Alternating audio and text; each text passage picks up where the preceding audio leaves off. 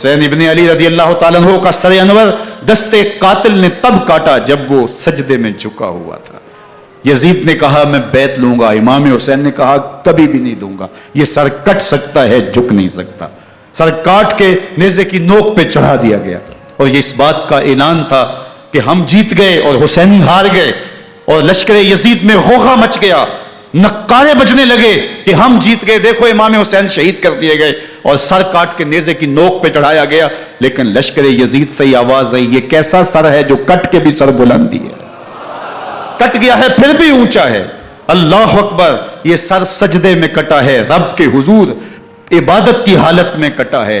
حسین آج بھی سجدے میں ہے، اللہ اکبر، حسین آج بھی سجدے میں ہے، بلکہ کٹے ہوئے سر کا رخ زمین کی جانب تھا اور کٹی گردن آسمان کی طرف، یوں نیزے پہ پرویا گیا۔ اللہ اکبر، ایک شاعر نے نقشہ کھینچا، بآنکھ سر نیزے پہ اور سوئے زمین ہے روح، یعنی سجدہ ثانی کی ہے آرزو۔ رکعت کے 2 سجدے ہوتے ہیں، ابھی ایک سجدہ ہوا تھا کہ دستے قاتل نے سر کاٹ دیا، کہا حسین کی پیشانی میں دوسرے سجدے کی تمنا مچل رہی ہے۔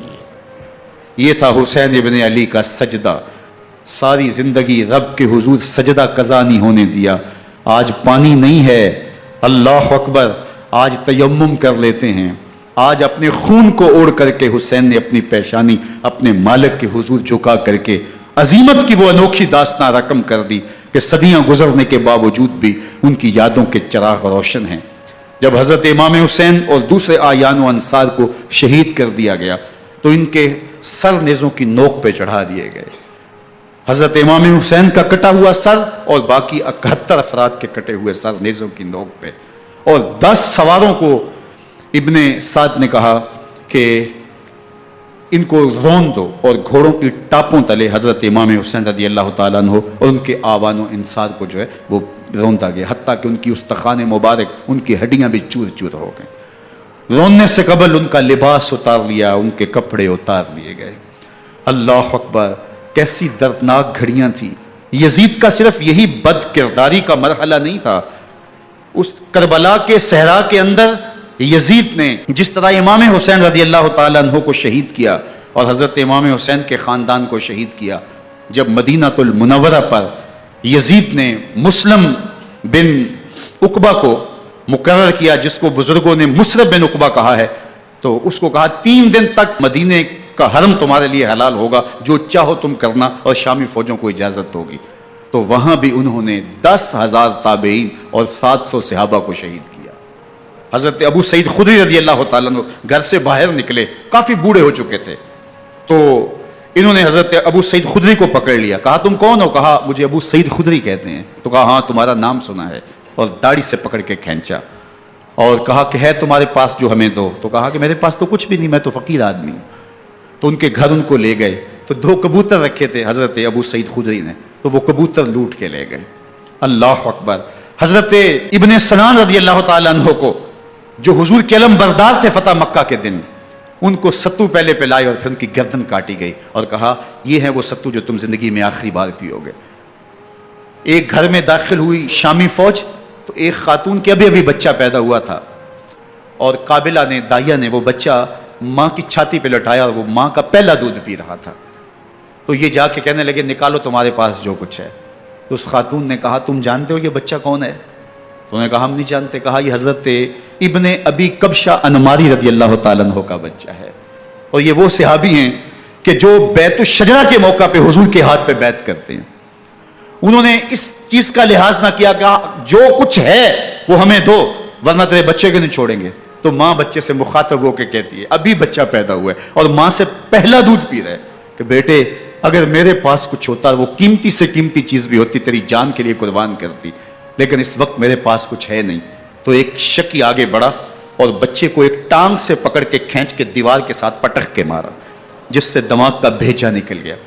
کیا کیا زیادتیاں نہیں کی۔ 700 صحابہ حرہ کے واقعہ میں شہید کیے یزید نے، اور 10,000 تابعین شہید کیے۔ مسجد نبوی میں ممبر رسول کے ساتھ گھوڑے باندھے، اور وہ ممبر رسول اور مصلی رسول کے قریب لیڈ کرتے رہے۔ حضرت سعید بن المسیب فرماتے ہیں میں نابینا تھا اور حضور کے روضہ انور کے پاس بیٹھا تھا، اور یزید کے سپاہی آتے، جو بھی مسجد میں نظر آتا پکڑ کے لے جاتے۔ مجھے نابینا سمجھ کے چھوڑ دیتے، لیکن میں پریشان تھا کہ ظہر کا وقت ہوگا، عصر کا وقت ہوگا، مغرب عشاء کا وقت ہوگا، نہ اذان، نہ اقامت، نہ جماعت، تو کیسے مجھے پتہ چلے گا کہ نماز کا وقت ہو گیا اور کیسی میری نمازوں کا کیا بنے گا؟ میں اس فکر میں بیٹھا تھا.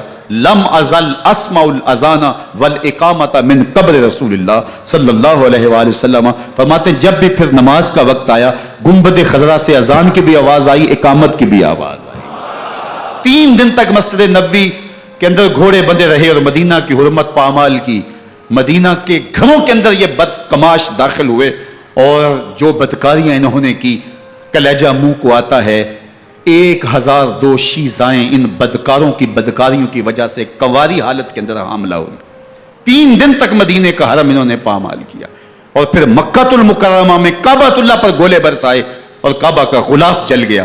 وہ تو یزید مر گیا اور حضرت عبداللہ ابن زبیر رضی اللہ تعالیٰ عنہ نے اپنی خلافت کا اعلان کیا. یزید کے یہ کرتوت تھے، ادھر اہل مدینہ کو ستایا، ادھر اہل مکہ کو ستایا اور رسول اللہ صلی اللہ علیہ وسلم کے خانوادے کی بے حرمتی اور توہین کی.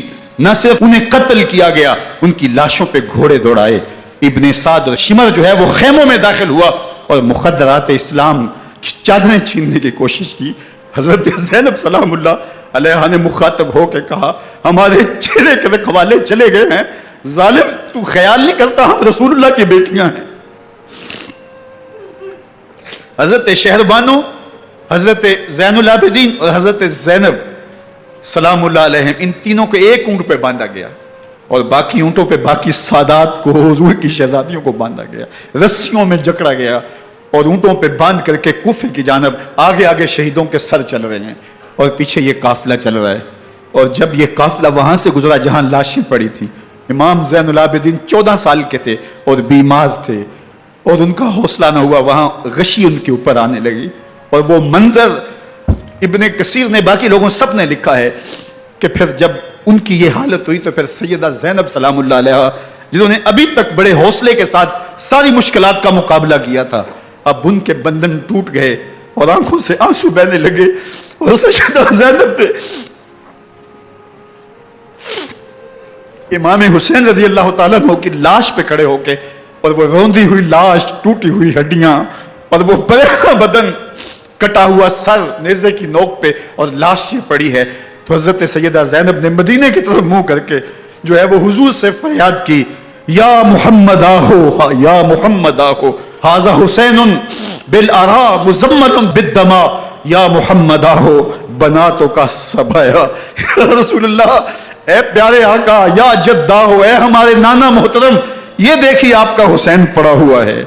بدن سے کپڑے اتار لیے گئے، خاک ہوائیں اڑا رہی ہیں اور اس کے اوپر چادر جو ہے وہ مٹی کی پڑ گئی ہے. حضور آپ کی اولاد کاٹ دی گئی اور پھر کہا بناتوں کا سبایا. حضور دیکھیے آپ کی بیٹیوں کے ہاتھ باندھ دیے گئے ہیں، اونٹوں پہ کس دیا گیا ہے.